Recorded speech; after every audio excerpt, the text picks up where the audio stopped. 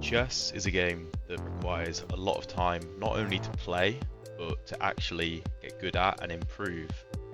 And not everybody has the time to put into it during the day because people are working, people are going to school, to university, and so often people end up playing the most chess and consuming the most chess content during the late hours of the night. This is exactly what I was doing last night during my 4-game mini-match with some random guy that I was playing against on League Chess, and I thought I'd go over the games with you guys because for whatever reason I always tend to play the best chess late at night, and something tells me that that is quite representative of a lot of chess players. So without further ado, let's get into the game analysis. Alright, so game 1 begins with a Sicilian defense, and as many of you know, I play the A3 Sicilian. Loads of videos on my channel in this, but we're not going to delve into the complexities of it, we're just going to go over the moves. So my opponent fianchettos, I get a strong grip over d5. Knight f6 is a bit inaccurate, but you know, chess is chess, development is development. Tuck the bishop away so that an eventual e6, d5 doesn't come with tempo, which is my argument for why a3 is not a waste of a move. a6, looking for b5. I go bishop g5, preemptively pinning this knight if e6 is played. And then knight d4. I take it. And knight d4 is kind of unnecessary. It just voluntarily doubles my opponent's pawns because he can't take with the bishop, and his bishop's scope is just completely cut off now. So I go knight d5, we trade. My opponent can't play e6 to kick my bishop out because the pawn is pinned to the queen. I know many of you probably would have blundered that. So queen c7 first, putting pressure on c2. f4.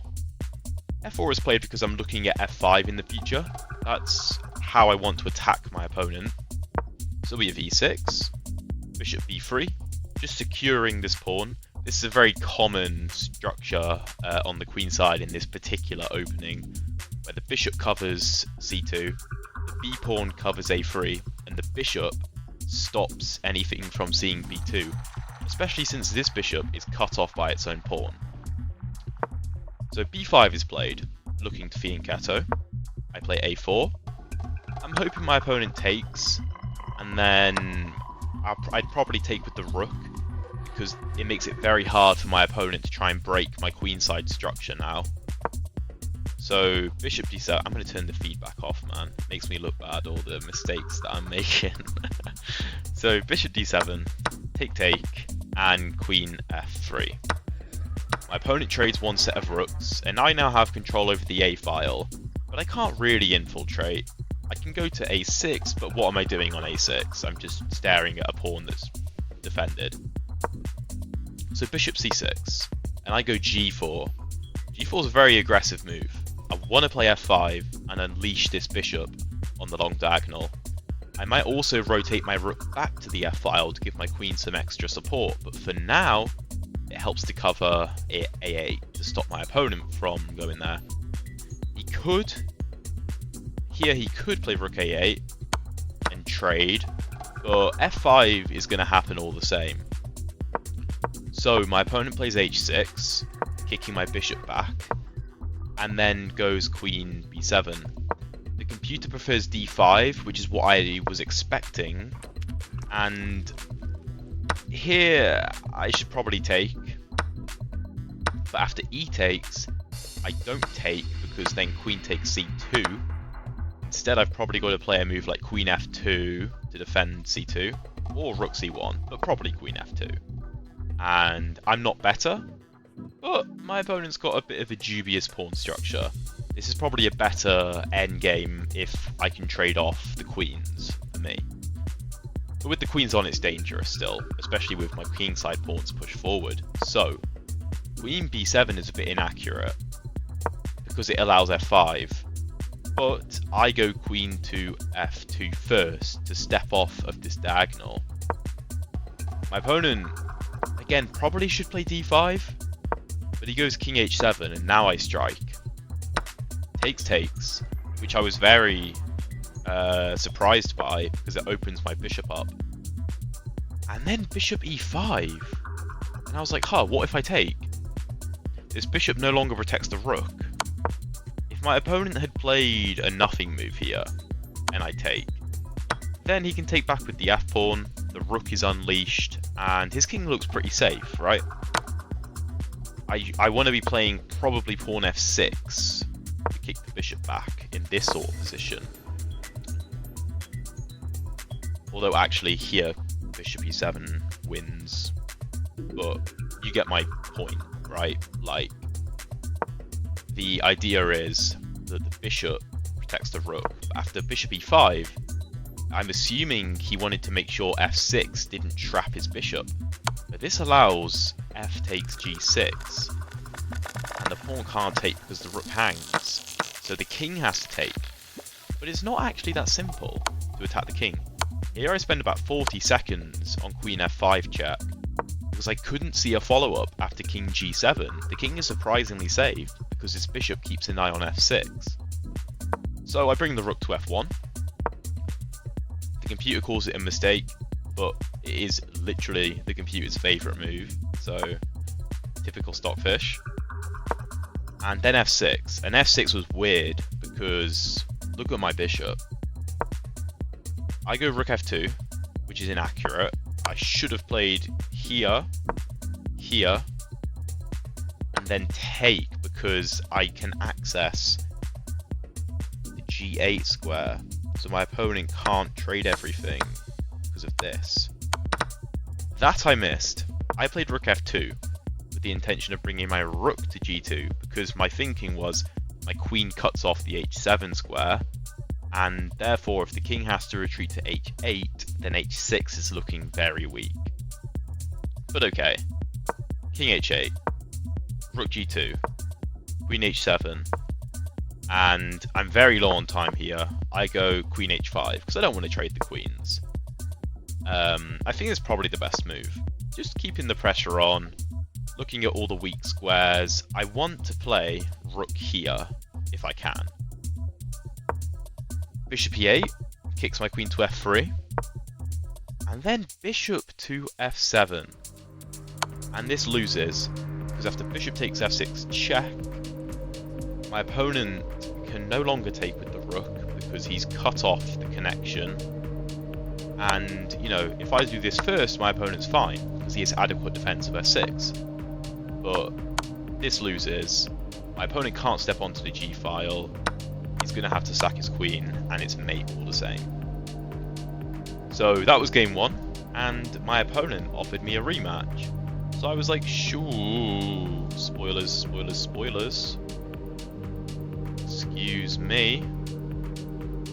So game two, I have the black pieces, and we have the Caro.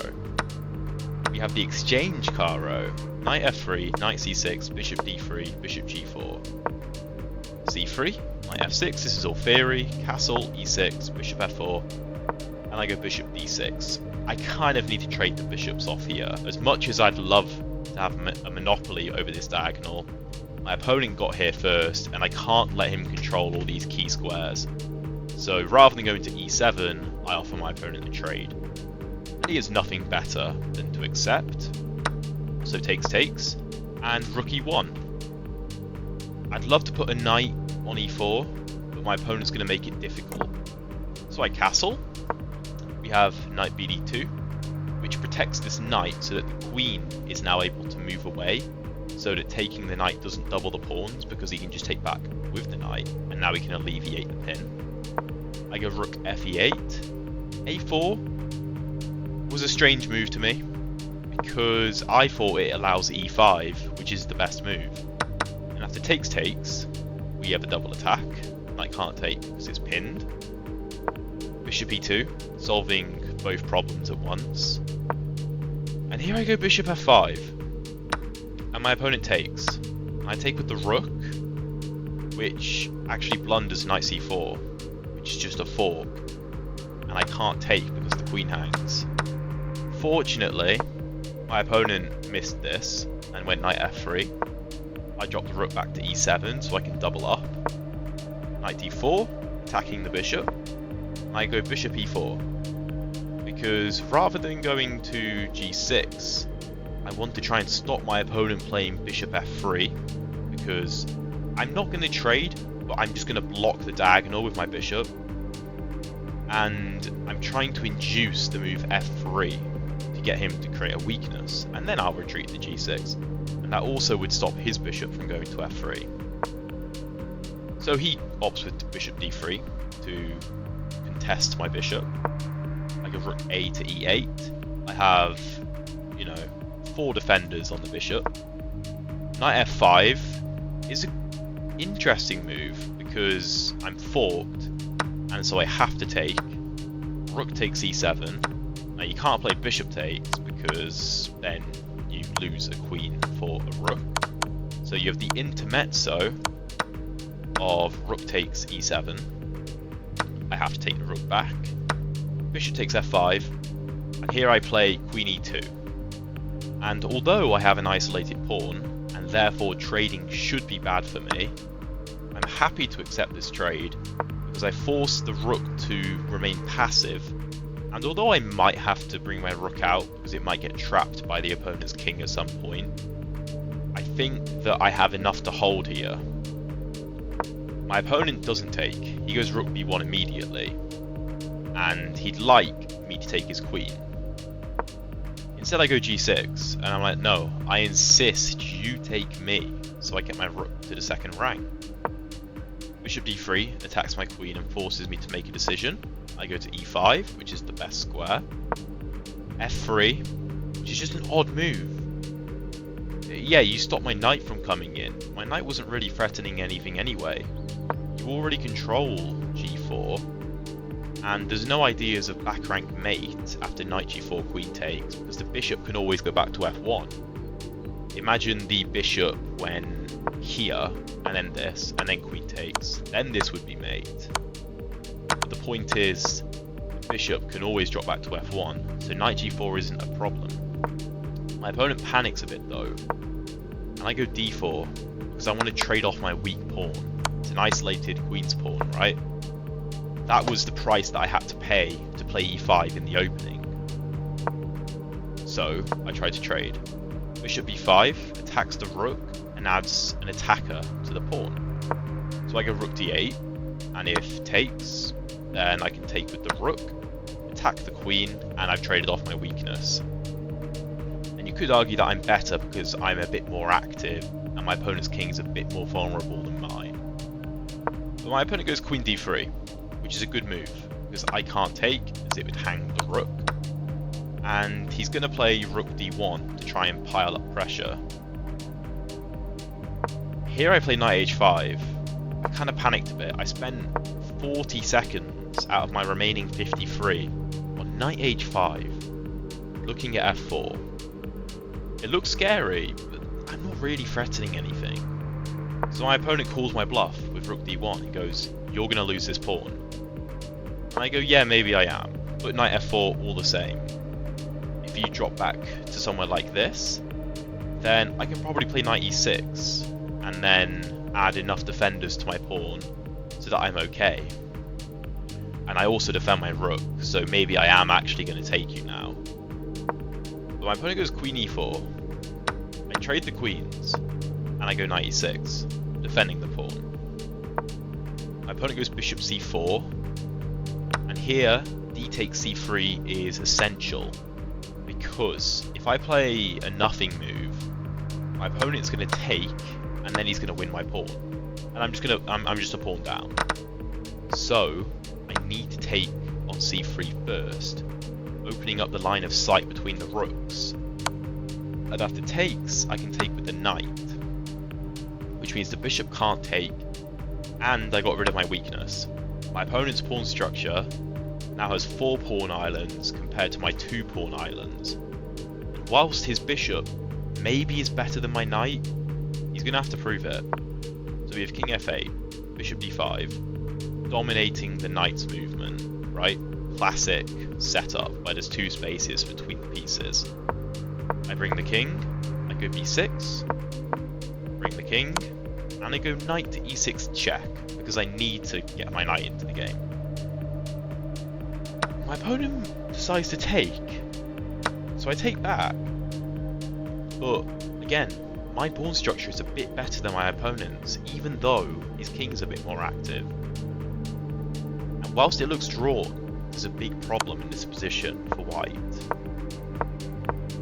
After me and my opponent play a few waiting moves, I play a5. And the problem is, the king either has to let my king march in by moving back, or he can play king d4. And here there is one winning move, which is b5. And after takes, c4 check, I just go back. My opponent is forced there to control the pawn. And now I just push. If my opponent takes, I take. I push. And I push. And now we have equal pawns. But my king is a lot closer to the pawns than his king is. And his king can't catch up.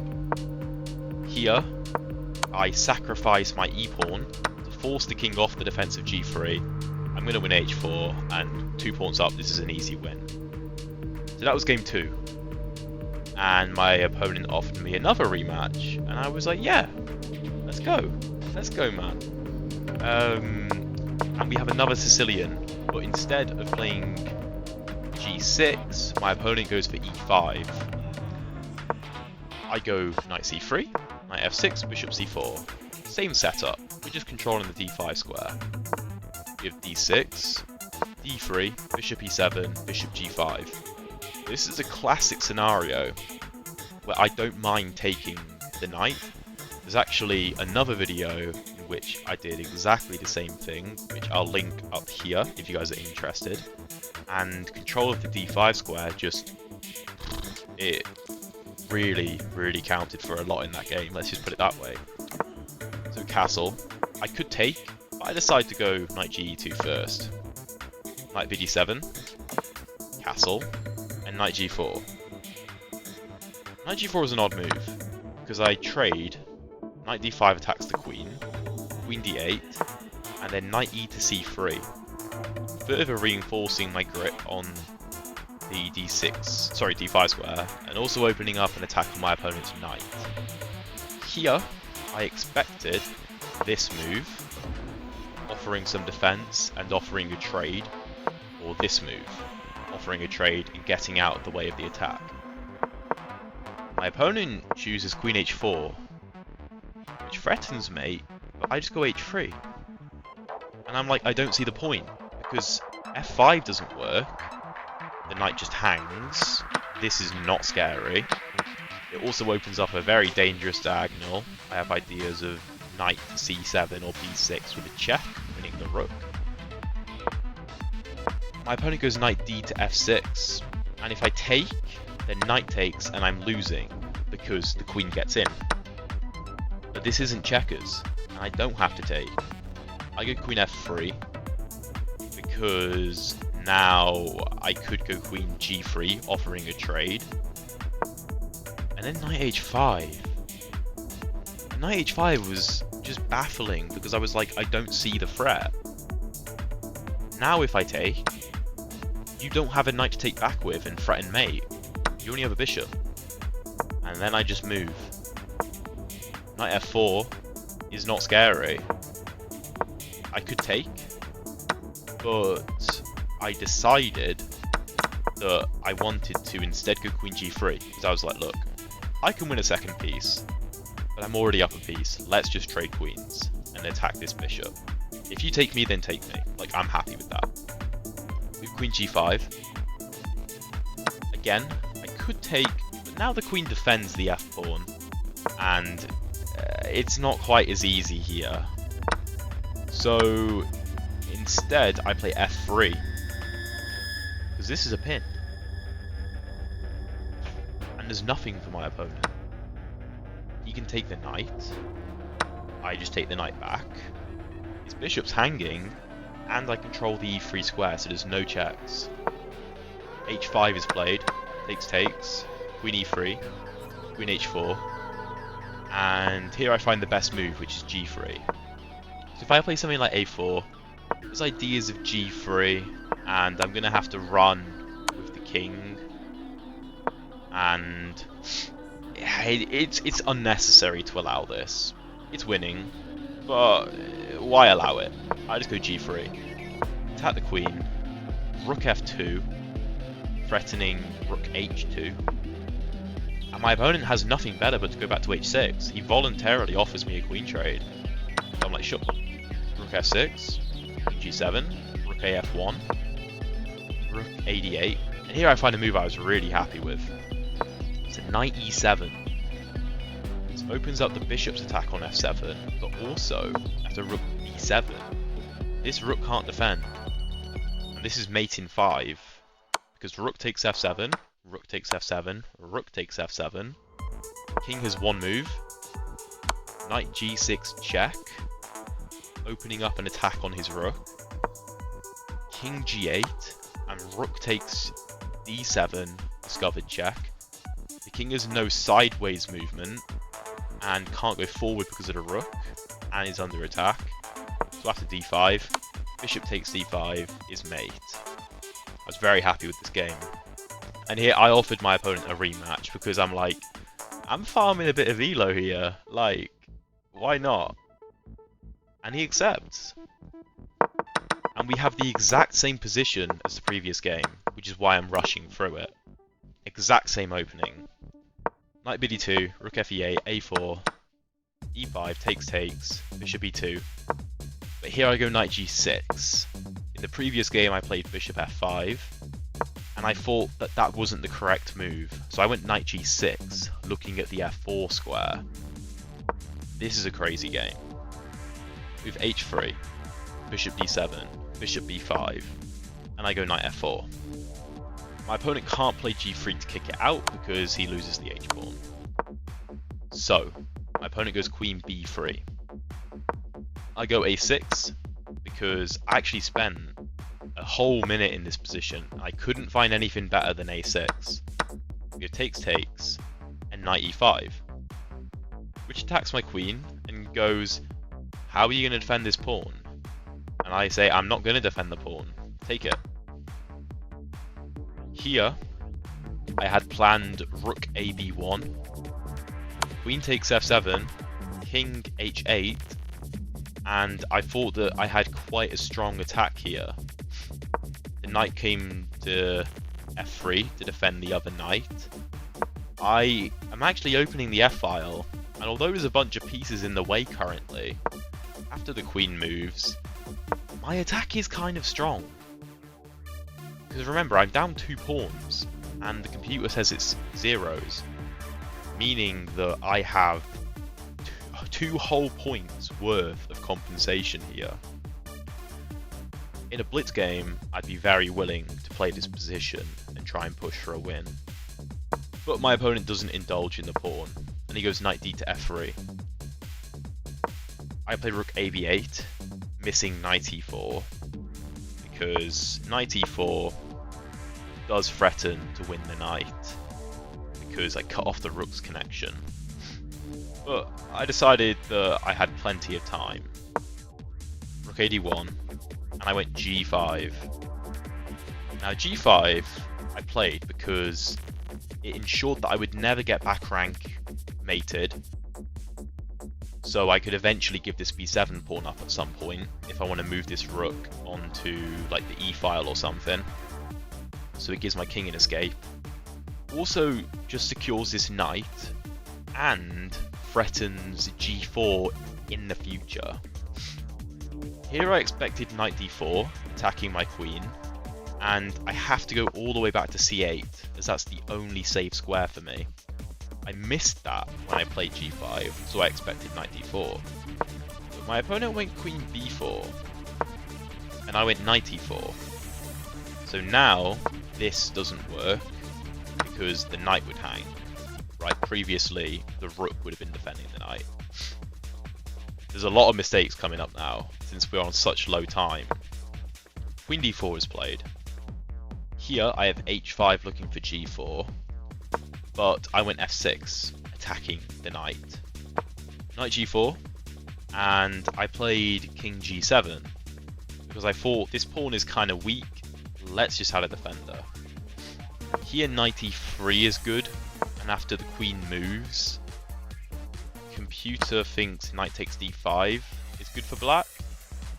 This is difficult to play with such low time. I have rook bd8, trying to establish a pin, and if queen takes here, then I just take back the rook. So this knight is secure. c4 is a tough move to play. My opponent has 10 seconds. He plays rook takes e4, he panics. There is a psychological aspect to this because I did just win the last 3 games. So he plays rook takes e4. I take with the rook, attacking the queen, and he goes queen takes d5. And he must have missed that my knight was defending that square. So we trade off all the pieces, I sack the rook for the knight, and then I sack the queen for the other knight, and here it's very easy cleanup and mate. And that was my 4 games. 4 wins. Yeah, they're kind of cherry-picked games. I don't win every single game I play, but it's also my YouTube channel, so I do what I want. And hopefully, you guys enjoy it, even if it does inflate my ego a bit. Don't worry. There are videos on the channel of me losing if you love to see me suffer. But that's the end of the video. If you stuck around till the end, then you are my guy. Love you. And I'll see you in the next video.